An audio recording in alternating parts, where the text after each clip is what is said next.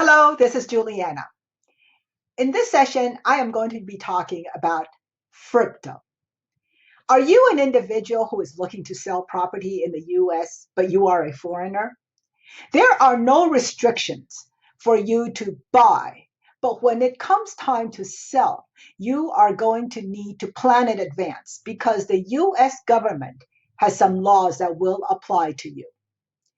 Knowing about these laws and planning in advance is going to save you much time, effort, and headaches when the time comes. This presentation is not only for you as the foreign investor, but also for real estate agents who represent them, as well as anybody who might be curious. This is also for buyers of those properties which are going to be sold by the foreign investor because the buyer is going to be intricately involved in it. Money is important, and paying money to the US government is even more so. Oh, by the way, I'm going to be using the term escrow agent in this transaction because it is a more commonly used term across the US, but it is the same as escrow holder or escrow officer in California, where I practice. Before we go any further, the disclaimer that I would like to read out. The information contained in this video is only intended to provide a guide in the various transactions to which the information could be applicable. No representation is made to the legal validity of the information or the adequacy of it in any specific transaction. The information contained should only be used after consultation with the legal and financial counsel. So what is FIRPTA? The federal regulations for the Foreign Investment in Real Property Act can be found in the Internal Revenue Code section 1445. It was put in place in 1980. So you see, this is not a new law. But in the recent decades, a lot of foreign money has come into the US, and this has brought this law into the forefront. It is safe to say that our economy loves the investment. We welcome the investment of foreign money, whether it's for real estate or for goods and services. A foreigner does not have to have a green card, a permanent residence status, or a tax identification number in order to make the investment. The foreign buyer just deposits the money in escrow, and that is that. We will happily take the money, and there's no special additional paperwork needed from this foreign buyer. However, once they make the investment, then after they sell it, here is where the confusion and questions come up. In the sale of a real estate, the foreign seller has to fulfill a couple of things. The first one is they have to sign an affidavit stating that they are, one, not a resident alien, and two, their social security number is as follows. If they cannot sign this, then the escrow agent has to withhold. Before we go any further, let me talk about the tax identification number. As a US citizen or a permanent residence person, we have a social security number, right? A foreigner does not. The foreigner can apply for an individual tax identification number or an ITIN, which is good for declaration of income tax purposes and other things for the US. But if you are a foreigner with no ITIN, you need to apply for it right away before you close the escrow transaction on the sale. And it takes 3 to 4 months to get an ITIN. So that's why we say you need to start planning this in advance. What is it that we are going to withhold from you? There are two guidelines or conditions. First of all, the property has to be used by a buyer, an individual buyer, as his principal residence for 50% of the time in which he's going to use this property in the first 2 years after he purchases and escrow closes. The buyer is going to need to sign a declaration stating the above. The property will be his principal residence for at least 50% of the time that he's using the property in the first 2 years. And it's got to be an individual buyer. So if the buyer does sign this declaration, then the calculation is going to be as follows. If the sales price of the property is under $300,000, there's no withholding required. If the sales price is $300,001 to $1 million, the withholding is going to be 10%. And if it's $1,000,001 and above, it's going to be 15% of the sales price. If the buyer does not sign the declaration, then the calculation is simple. It's 15% of the sales price, no matter what. For instance, let's say that you are selling a vacant land for $50,000. The buyer cannot claim the vacant land as his principal residence. So the escrow holder, the escrow agent, is going to have to withhold 15% of that $50,000 and send it to the IRS, which is $7,500, right? Now, as a seller, you may say, the 10% or the 15% is just too much income tax due to that sale. I'm not going to make so much of a gain. So what happens then? Well, you can apply for a reduced withholding from the IRS using Form 8288-B. In order to do this application, first of all, you're going to need to have that all-important ITIN number. And secondly, you probably should have your CPA help you do this. You need to give it about 3 to 4 months in order to get, and then you're thinking, wow, 3 to 4 months, does that mean I don't close escrow? You can close escrow, and you can ask your escrow agent whether or not they're willing to hold the 10 to 15% in escrow when they close until you get the withholding certificate.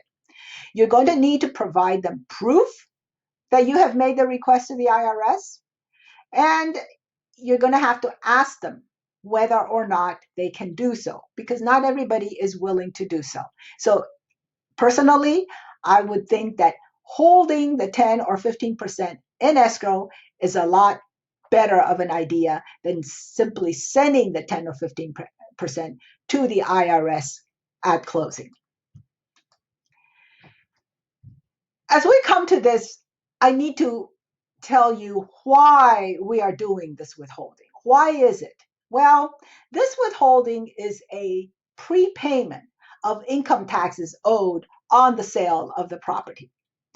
Foreigners have the obligation to pay taxes on any profit they make on the sale of U.S. assets. But once this asset is sold, is the foreigner going to be around? Back in the 1980s, the IRS realized that the foreigners would just sell the asset and leave, and they would not pay the income taxes that were due on this U.S. asset. So they came up with this FIRPTA law, because they knew that if the seller did not come back and declare his income taxes, they would never see it.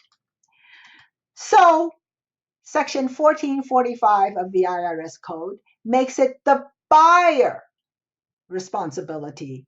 The buyer is going to be the withholding agent and responsible. Now you're thinking, why does that happen? Why is it that way? Well, the IRS realizes that the seller may be gone, but the buyer is here, and the buyer has that asset. So they are making the buyer the responsible person. Not the escrow agent, by the way.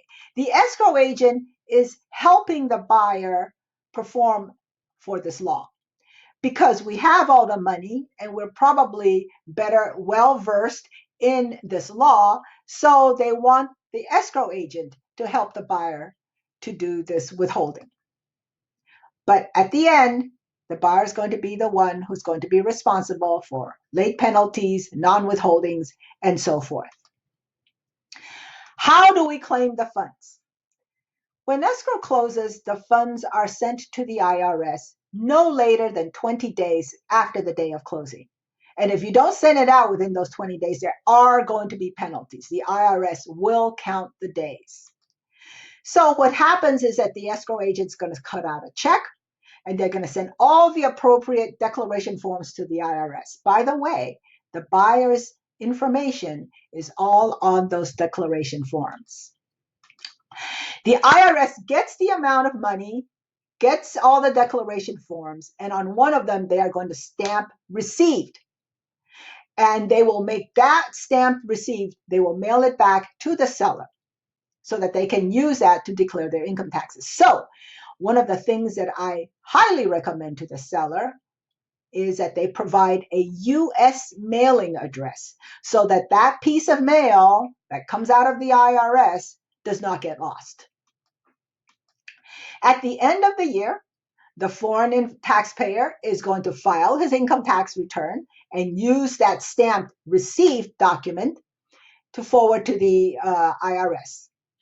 If the tax that he had to pay is less than the amount that he already paid with the withholding, then he's going to get some money back. If the tax that he has to pay is going to be more than the withholding, then I'm sorry, he's going to have to pay the IRS. Here's some fun facts for FIRPTA that I want to remind you all. First of all, the I-10 is very important. You got to get it before you go into the transaction because it takes 3 to 4 months to get that I-10. Secondly, a foreign person is one who is not a U.S. citizen and does not have a permanent residence or green card. Okay, got that? And a principal residence declaration is important.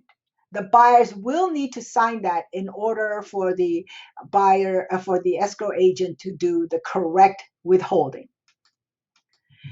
Withholding is on the sales price. It's not on how much the seller nets. It's not on how much the seller receives. It's on the actual sales price. Again, the buyer is the withholding agent and responsible for anything that comes up according to the FIRPTA law. The escrow agent is just handling the FIRPTA, but not all escrow agents will handle the FIRPTA. So if you're going into a transaction that you think you've got a foreign seller, please ask the escrow agent whether they can handle it. It's not everybody who does. Some people may lack the knowledge and the education to handle it. So you need to ask first. And finally, get in touch with your financial counsel early, even before you go into a transaction, because it's going to take some time. Thank you for watching. This is part 1 in my series, and part 2 is going to come up. I've got a few questions that come in a lot, and I'm going to answer them, and hopefully you will find that interesting also. Today, my t-shirt, as you can tell, is my Peru t-shirt. Peru is the land of the Incas, of Machu Picchu, and the Nazca lines.